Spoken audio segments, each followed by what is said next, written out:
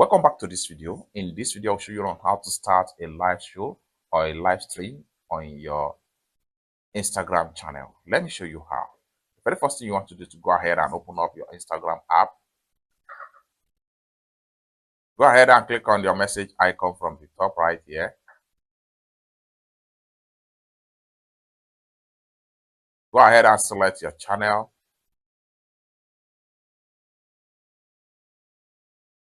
Go ahead and click on this plus sign right here.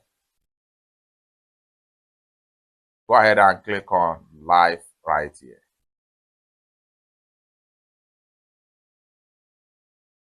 Now you are here. Next thing you can do right here is to go ahead and next thing you want to do is to enter the live title. Click on here. Then you can go ahead and enter your live title.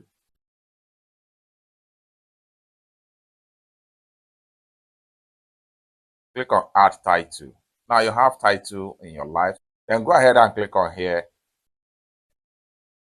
1, 2, 3, go. And you are now live. Followers begin to see you, just like what you see